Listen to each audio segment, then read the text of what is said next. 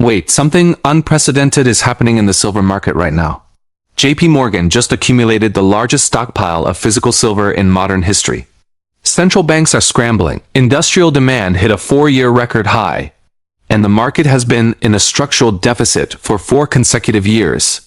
By the end of this video, you'll understand why silver could hit $500 per ounce, and why that number isn't speculation. It's mathematics wrapped in desperation. But first, you need to see what they did. Because what JPMorgan did between 2011 and 2020 will go down as one of the most sophisticated market manipulations in history. And it's all documented. Right now, this second, the silver market faces a deficit of 149 million ounces in 2025. That's the 5th consecutive year of shortages. Industrial demand reached 680.5 million ounces in 2024, a record high for the 4th straight year. Solar panels alone consume 200 million ounces. Electric vehicles are projected to need 88 million ounces by 2030, and here's what they're not telling you. While demand explodes, supply barely moves. Mine production increased just 0.9% in 2024. The gap keeps widening, and someone has been positioning for this for over a decade. Let me show you something that changes everything. JPMorgan didn't just manipulate the silver market. They perfected it. Then they flipped the script and became the biggest holder of physical silver on Earth. The crime that paid billions in September 2020. JPMorgan admitted to committing wire fraud in precious metals markets. They paid $920 million in fines, the largest penalty in CFTC history.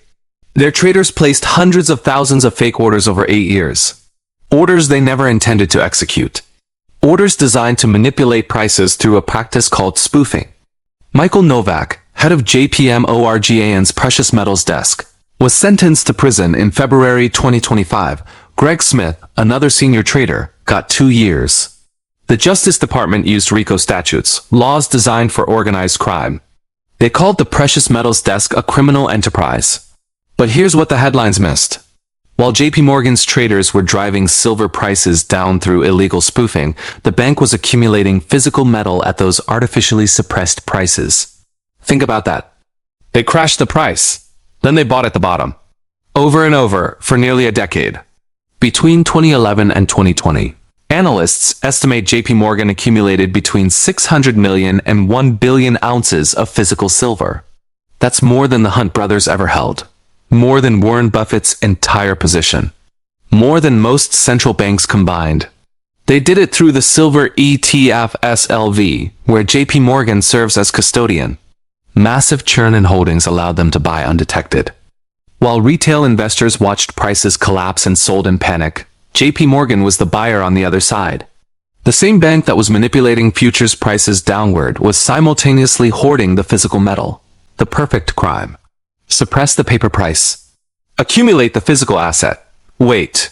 Why silver is different this time? You need to understand something fundamental about silver. It's not just a precious metal. It's the most electrically conductive element on Earth, and the world is electrifying. Solar panels use 15 to 20 grams of silver each. New TOPCon technology requires 50% more silver per panel than traditional designs. Global solar installations hit 400 gigawatts in 2024. By 2030, the solar industry could consume 300 million ounces annually. Electric vehicles use 25 to 50 grams of silver, double that of combustion engine cars. With 17 million EVs projected for sale in 2025, and nearly half of all new car sales expected to be electric by 2030 in major markets, automotive silver demand could triple. 5G networks, AI data centers, consumer electronics, medical equipment. Every technology driving the modern world requires silver, not gold, not platinum, silver.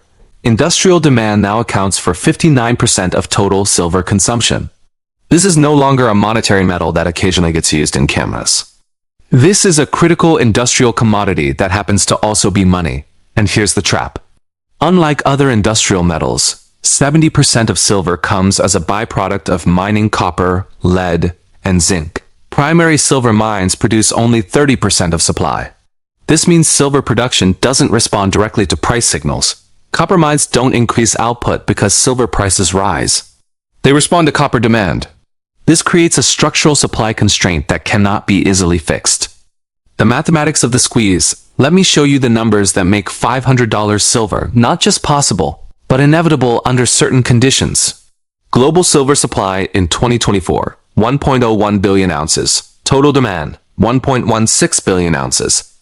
Deficit, 149 million ounces. Cumulative deficit from 2021 to 2024, 678 million ounces. That's equivalent to 10 months of global mine supply. Gone. Drawn from existing inventories. Exchange inventories in London vaults and COMEX have declined by over 300 million ounces since 2020.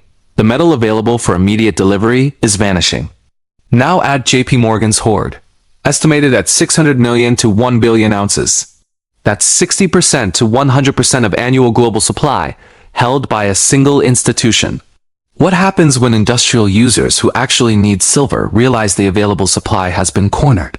What happens when Tesla, Panasonic, and solar manufacturers compete for limited physical metal? The Hunt brothers cornered the market in 1980 with just 100 million ounces. Silver hit $50 per ounce before regulators changed the rules and collapsed the price.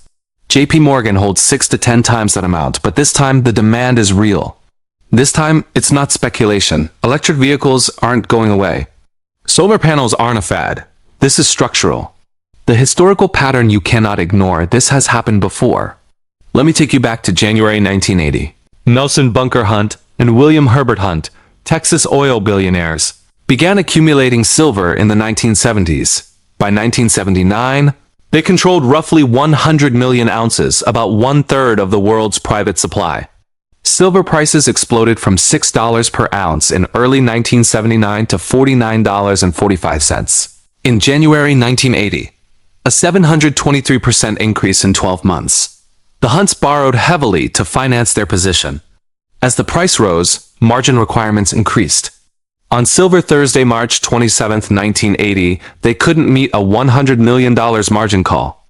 Silver crashed 50% in a single day, falling to $10.80. The Hunt brothers were bankrupted. They were convicted of market manipulation and banned from commodity trading for life. The silver market collapsed. But here's what you need to understand. The Hunts failed because they were leveraged. They used borrowed money and futures contracts.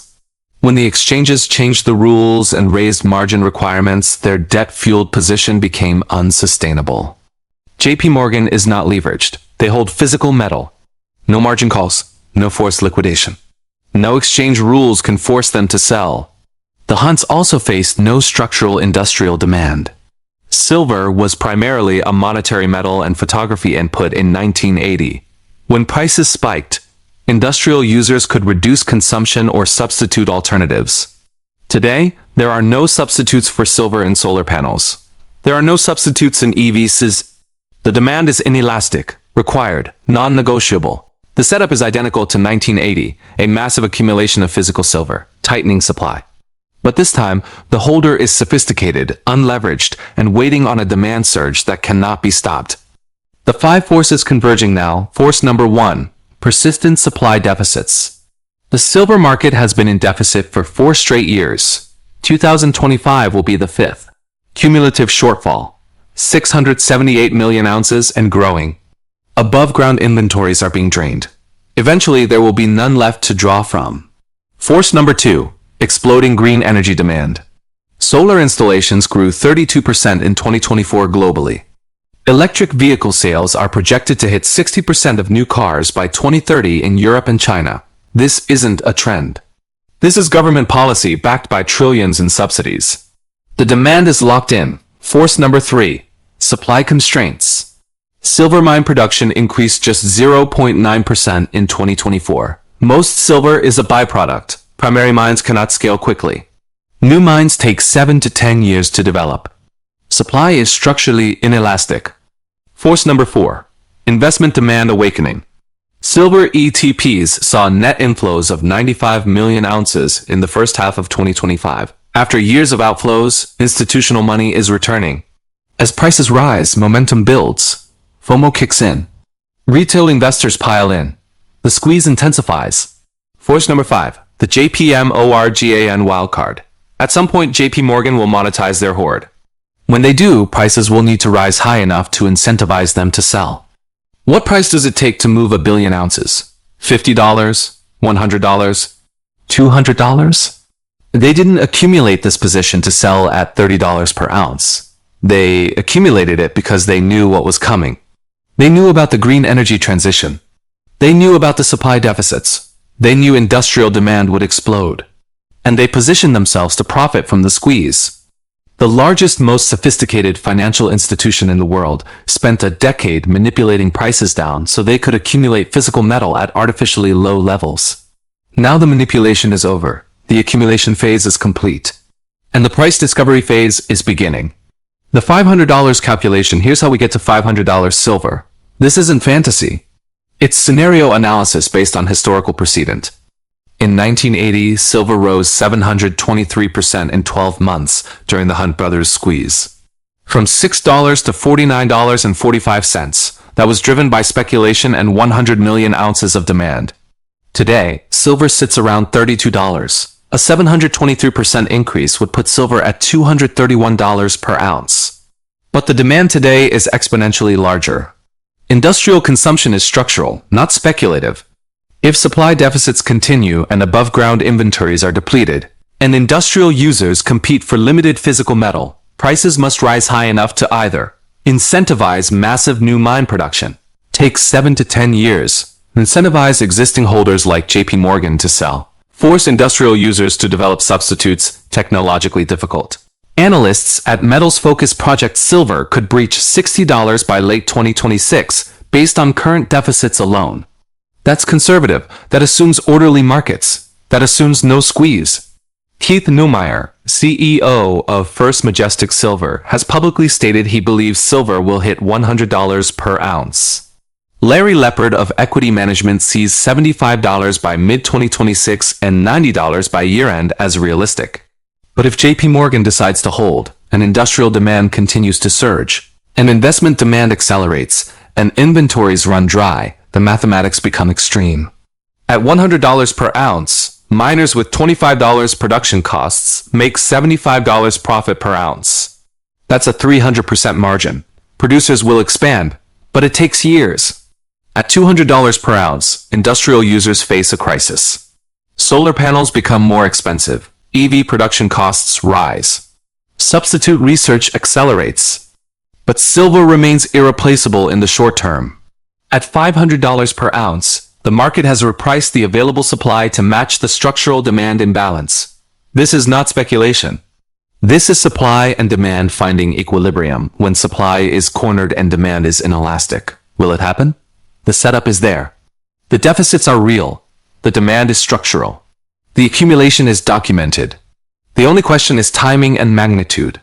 What you need to understand, this is not a prediction.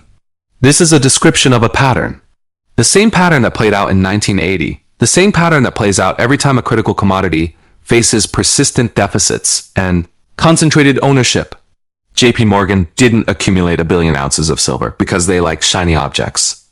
They accumulated it because they saw the green energy transition coming. They saw the supply constraints. They saw the opportunity. And they used their position as market makers to suppress prices while they accumulated. They paid $920 million in fines. That sounds like a lot. Until you realize their silver hoard at $30 per ounce is worth $30 billion. They paid $1 billion to make $30 billion. And if silver goes to $100, that's $100 billion. At $200, it's $200 billion. The fine was cost of doing business. Most people won't understand this until it's too late. They'll watch silver prices rise and call it a bubble. They'll hear about shortages and blame corporate greed. They'll see industrial users scrambling and think it's temporary. But this is structural. The green energy transition is mandated by governments worldwide. Trillions in subsidies are locked in. Electric vehicles are the future. Solar is expanding exponentially. And all of it requires silver. The deficits will continue. The inventories will deplete. And at some point, the price will have to adjust to reality, violently. The Hunt brothers proved you can corner silver at 100 million ounces. JPMorgan holds 10 times that amount. The difference is JPMorgan isn't gambling. They're not leveraged. They're not going to be forced out by margin calls.